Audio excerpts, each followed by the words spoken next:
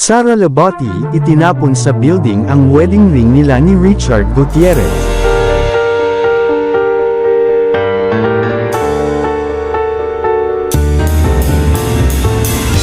Tila ba hindi na mapigilan ng actress na si Sara Laboti ang kanyang emosyon na nararamdaman matapos di umano ang hiwalayan nila ng aktor na si Richard Gutierrez.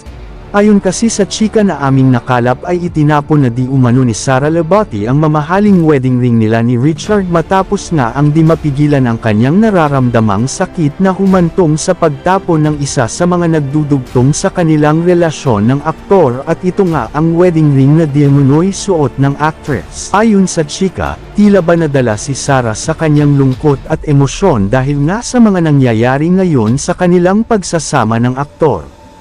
Tila iniuugnay nga sa ngayon ang biyenan ni Sara na si Annabel Rama na isa sa mga dahilan ng kanilang di umano'y paghihiwalay.